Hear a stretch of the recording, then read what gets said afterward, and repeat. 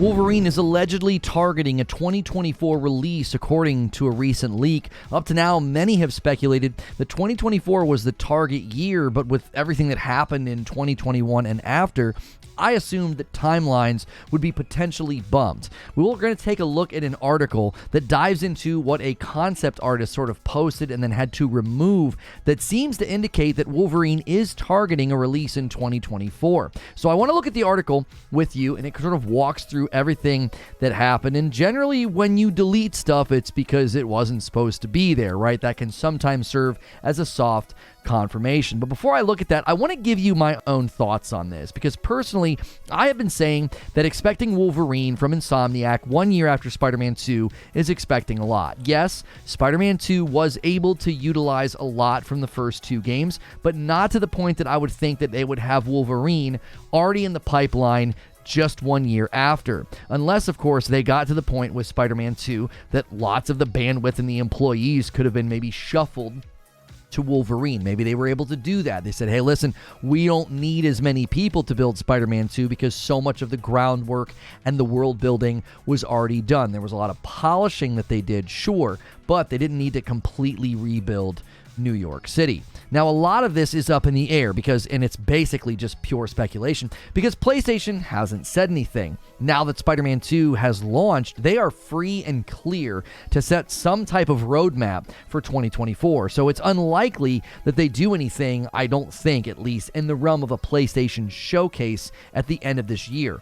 I could see them maybe doing a state of play to walk through and maybe give us a run through of the first 6 months of 2024. That would be nice. I was hoping maybe we would get something like that in November. We'll have to wait and see. I would imagine they would want to wait maybe until after the holiday and do something in December so they can maybe promote the new version of the PlayStation, big holiday push, get their PS5 saturation up, and then chart a course. What's coming in 2024? If you've got all these people buying PlayStation 5s for the holidays, you want to tell them what games are coming in the next year.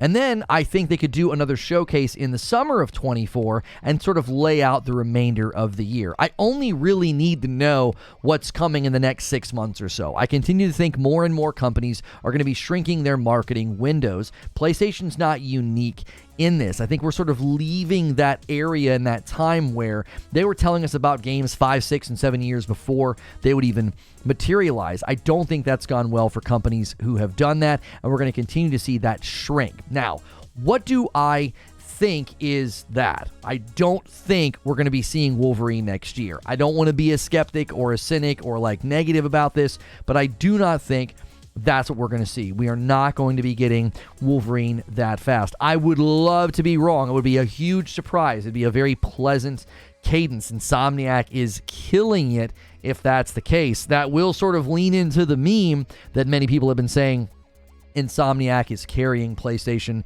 this generation. They conveniently ignore Guerrilla and Santa Monica. They ignore Gran Turismo, right? They ignore all those games. They even ignore nice partners like Square Enix and Final Fantasy 16 and how well it did. But that certainly would lean into the meme that, hey man, Insomniac is really, really carrying. But I want to tell you now, what would I want from a Wolverine game? We are going to look at this post. Don't worry. We're going to look at why this game is allegedly coming next year. First, Wolverine would need to be visceral and violent, so a mature rating feels like a must. I've seen a lot of people echo this. They're like, I don't think this could be like a teen game or a game for everybody or anything. It just wouldn't work for the character. Would need to be visceral, would need to be violent. You're going to have to get a mature rating, right? You need to be able to like really mess people up with your claws, and Logan's not exactly the nicest guy. Now, I also think we would want to avoid another action-adventure superhero game. I think they should shoot for something that's more like a combination of Final Fantasy 16 and God of War. You could have open areas, you could have exploration, maybe even opportunities to ride a motorcycle. Think about the areas in God of War Ragnarok where we used the sled. You could have areas like that, but we don't need this massive open world with tons of stuff to do, right?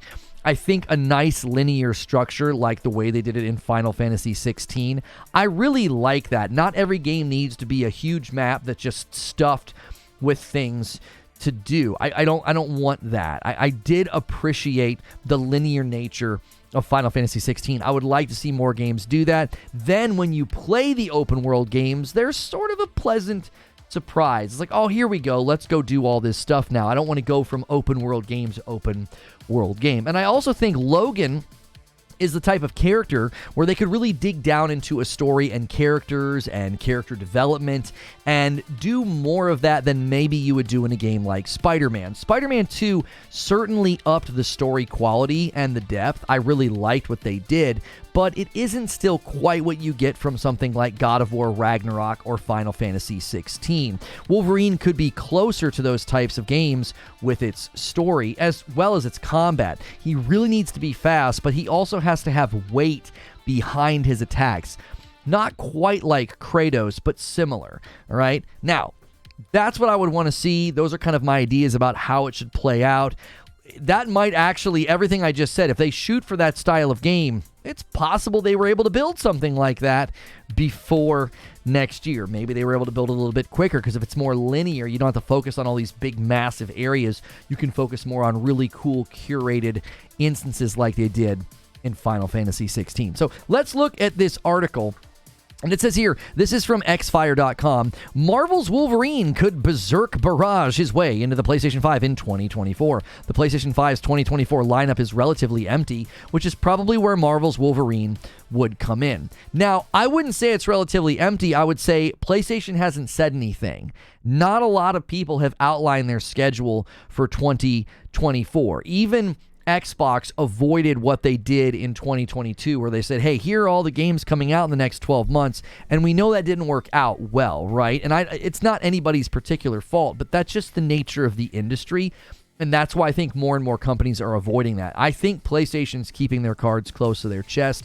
We don't really have roadmaps or outlines from anybody right now. We only know what basically like the first quarter looks like. Some of this is related to the fact that I think Nintendo's getting ready to drop a new Switch. PlayStation's trying to keep the PlayStation 5 Pro under wraps because they're trying to hit maximum saturation. So they seemed really like lockjawed. They don't want to talk about anything. It's possible any game coming out next year is going to hint or nudge at the PS5 Pro. Same with Nintendo, right? They don't necessarily want to go too far beyond out the first quarter of next year. And we do have some great games coming in the first quarter. There's the Princess Peach game and the Donkey Kong vs. Mario game, and then PlayStation has Final Fantasy VII Rebirth and Helldivers 2, but we really don't know much beyond that first quarter. So let's read on here what it says. Insomniac Games' first game that won't feature a talkative protagonist in a long while might come out 3 years after it was first announced. So if you don't remember this, initially it was revealed in September of 2021. Marvel's Wolverine has garnered significant attention lately, partly because of Insomniac's stellar reputation creating one hit after another. Marvel's Spider-Man 2, one of the nominees for Game of the Year at the Game Awards in December, cemented the studio as the brightest light amongst PlayStation Studios' elite club of award-winning studios. And while players still can't get over all the juicy revelations from the latest Spider-Man game, which may or may not lead to a Daredevil spin-off or a Venom-centric DLC, most eyes are now firmly on the possibility that Marvel's Wolverine will be released next year. I want to talk about that because I do think there are tons of hints about the Daredevil spin-off, and there's a lot of reasons people think we might get a DLC with Venom. I don't want to go into spoilers about that, but it's pretty clear they've done some groundwork in the game for potential future content inside of Spider-Man 2 or potential spin-offs. A Daredevil game could be really exciting. But again, they've also seemingly confirmed that Wolverine and Spidey are in the same universe, although before they said that they weren't. I don't know if that is going to lead to some kind of a tie-in. I still think it would have been amazing to have like a post-credit scene. Well, Wolverine, or Logan, bumps shoulders, bumps into Peter Parker or Miles or somebody and says, "Watch it, bub." That just would have been so perfect to be like, oh my gosh, they're in the same universe. I don't know if they're going to do that. I don't know if they're going to do any tie-ins. They could certainly do that with DLC. But there does seem to be these hints inside of Spider-Man 2 that there could be more coming. So let's keep reading. Now, the speculation regarding the 2024 release window was fueled by concept artist Hung Ngoy I don't know if I'm saying that right. I'm just going to go with that pronunciation. We're going to go with Hung Nyoy, whose ArtStation briefly listed Marvel's Wolverine with a 2024 release. While both listings of Marvel's Wolverine and an unannounced project from Ben Studio have since been removed, this fleeting glimpse was enough to spark discussions across platforms like Reset Era. It's worth noting that Nyoy has been associated with notable projects like Company of Heroes 3 and The Quarry, lending some weight to these speculations. As I said sort of in the opening of this video, you typically don't delete stuff unless it's probably something that you need to hide, right? And we do know that Bend is currently working on something, so it does seem that he has removed those listings because they weren't supposed to be seen by the public. He could have posted a simple response and been like, oh, this is old stuff, none of these dates are locked in.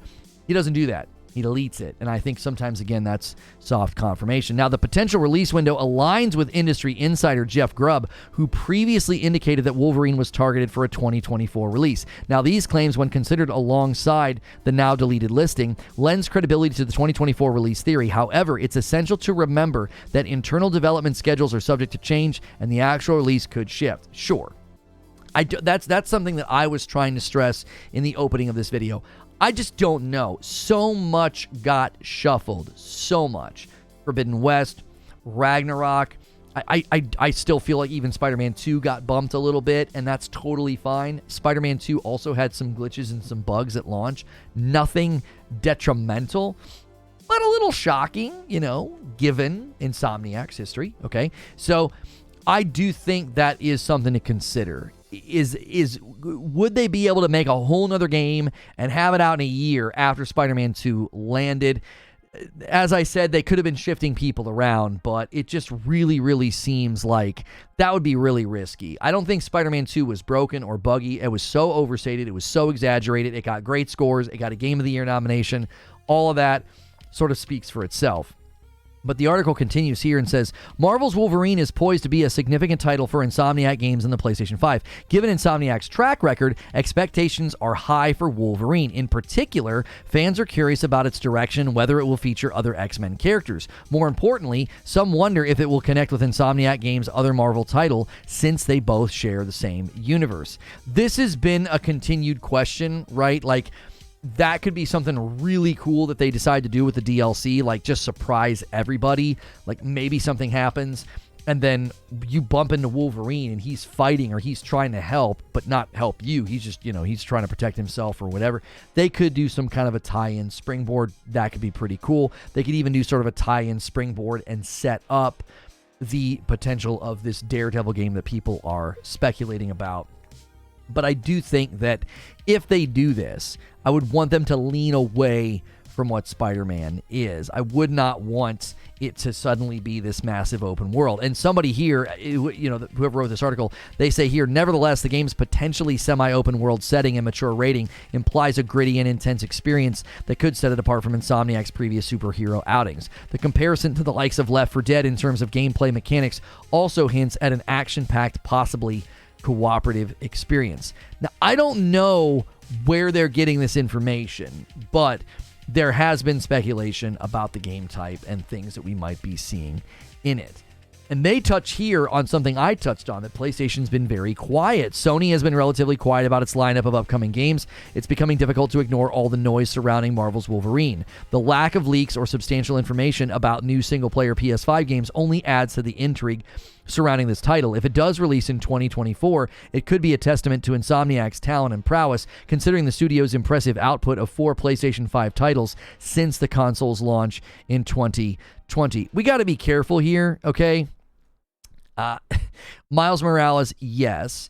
Ratchet and Clank Rift Apart, yes. Spider-Man, yes. But Spider-Man Remastered, as far as the number of titles, we need to be careful because they have been releasing very, very quickly. But Miles was smaller, Ratchet and Clank was fantastic. Remastering Spider-Man 1, of course.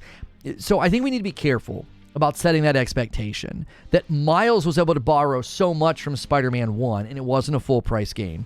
Ratchet & Clank Rift Apart, full marks. Amazing game, brand new game, awesome, right?